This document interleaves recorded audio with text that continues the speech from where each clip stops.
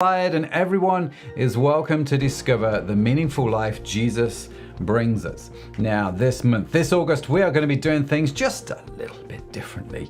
If you've been to one of our live streams before, you will have seen host buzzing with energy and doing real-time engagement in the comments, doing something that we call Conversation Street. Oh yes, we like live streaming, we like Conversation Street. But for this August, our usual live stream will be taking a little sabbatical. The members of the crowd team, just like many of you, will be taking this time to rest, recover, and recharge with our loved ones. Just as God rested on the seventh day, we believe in the importance of Sabbath, of taking rest, of taking time off to renew our spirits and regain our strength. So during this time, what's going to happen? Well, you'll still see a scheduled video going out each week as usual, what we call the non-live live stream. But instead of our regular real-time hosts, you know, the live thing, we'll be taking a step back. We won't be doing Conversation Street.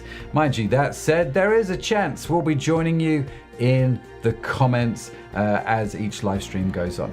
And to make this period a little bit more special, we've invited four fantastic guest speakers who will take you on a unique journey exploring their favorite psalm each week.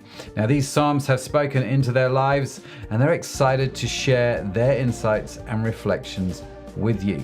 Now, if this is your first time with us, a huge welcome to you. You can find out more information about Crowd Church on our website at www.crowd.church.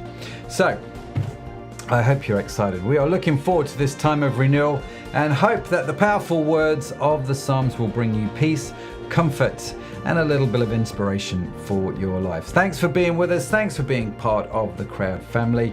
We can't wait to reconnect with you live, refreshed and ready to continue on the faith journey together in September. But remember, at Crowd Church, you are always welcome here, and we will see you in the comments.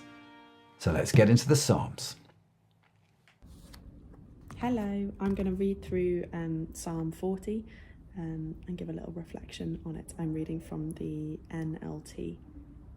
So Psalm 40 is one of David's Psalms. I waited patiently for the Lord to help me, and he turned to me and heard my cry. He lifted me out of the pit of despair, out of the mud and the mire. He set my feet on solid ground and steadied me as I walked along. He has given me a new song to sing, a hymn of praise to our God.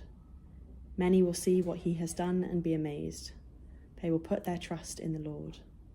Oh, the joys of those who trust the Lord, who have no confidence in the proud or in those who worship idols. O Lord my God, you have performed many wonders for us. Your plans are too numerous to list. You have no equal. If I tried to recite all your wonderful deeds, I would never come to the end of them. You take no delight in sacrifices or offerings. Now that you have made me listen, I finally understand. You don't require burnt offerings or sin offerings. Then I said, look, I have come. As is written about me in scriptures, I take joy in doing your will, my God, for your instructions are written on my heart. I have told all your people about your justice. I have not been afraid to speak out, as you, O Lord, well know. I have not kept the good news of your justice hidden in my heart. I have talked about your faithfulness and saving power. I have told everyone in the great assembly of your unfailing love and faithfulness. Lord, don't hold back your tender mercies from me. Let your unfailing love and faithfulness always protect me. For troubles surround me, too many to count. My sins pile up so high I can't see my way out. They outnumber the hairs on my head, and I have lost all courage.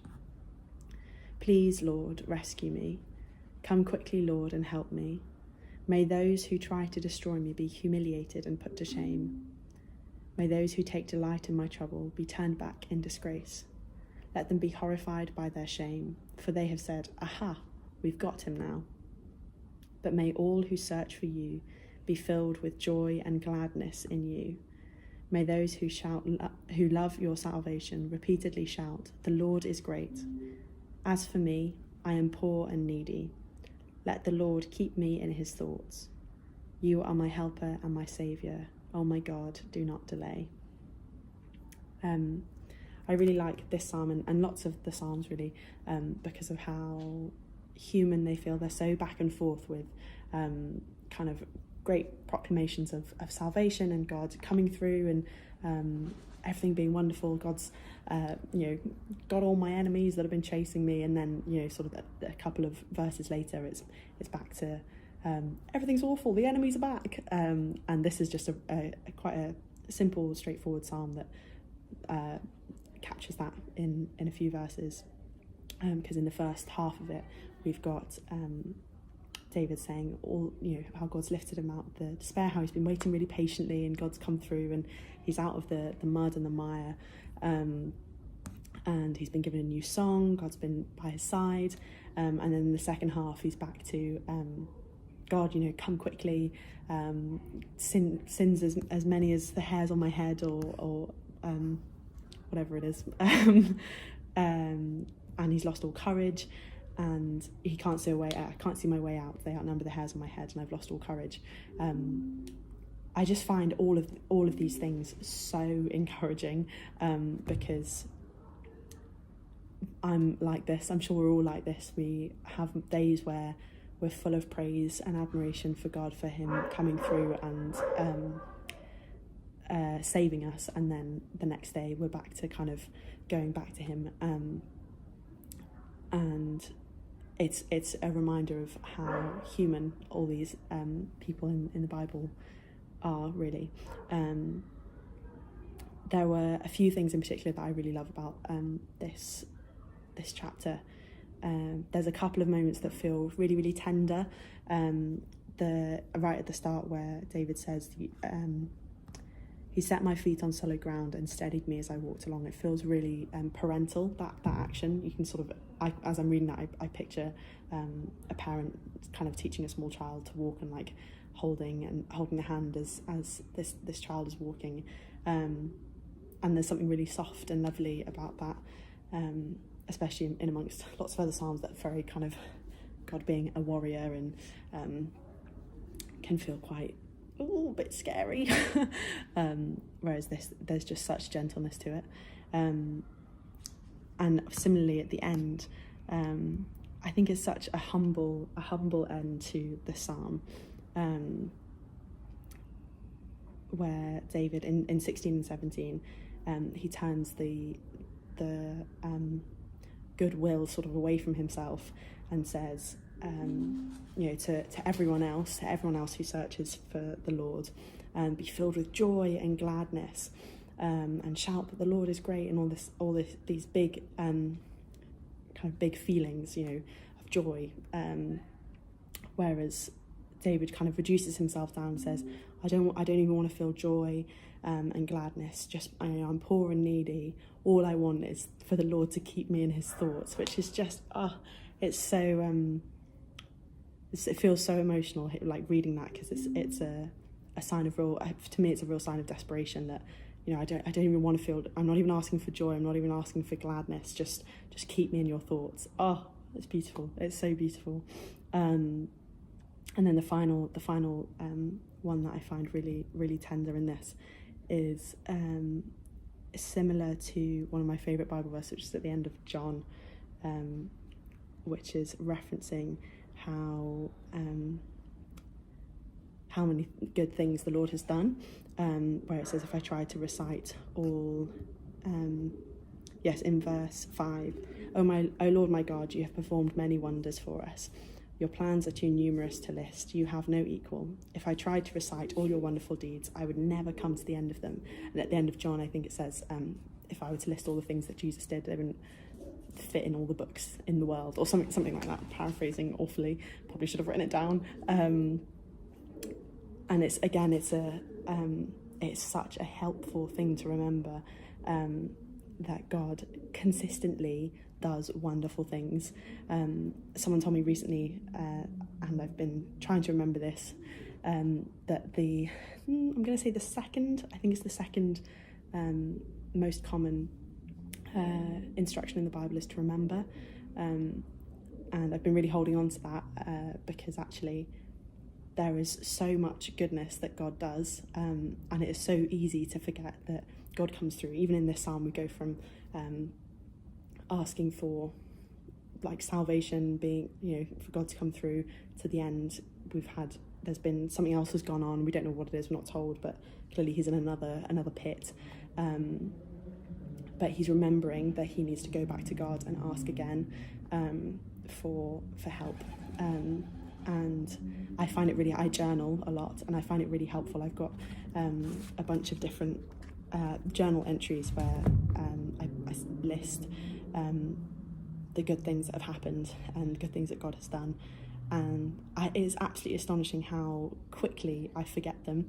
And if I'm having a day where I feel really low, or haven't got much hope kind of coming to me naturally, I find it really, really helpful to go through and have written down physical lists of the good deeds God is doing in my life, because there are so many, and remembering them reminds me that more will come. So when I feel like I'm in a pit, or I feel like God isn't there, apologies, there's something flying over.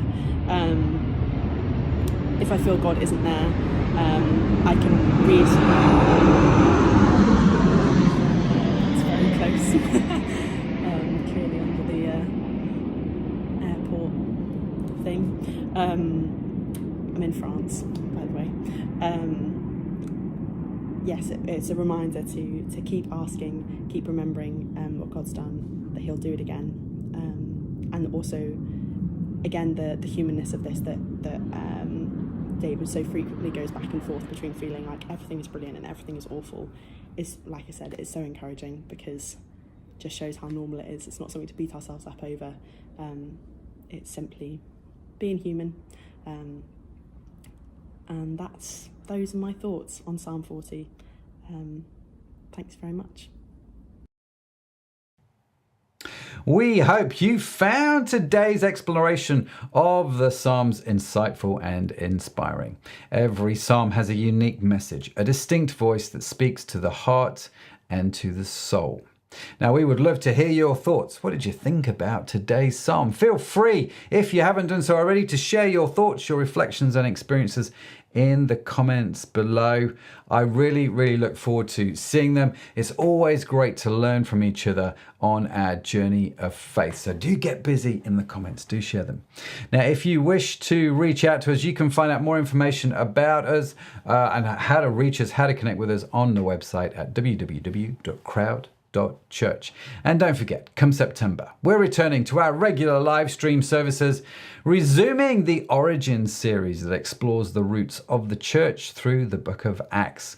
We're like partway through it. We've got a fair bit to go. It's an exciting journey, so do make sure you are part of that by hitting that little bell subscription thing and notification thing if you haven't done so already on YouTube.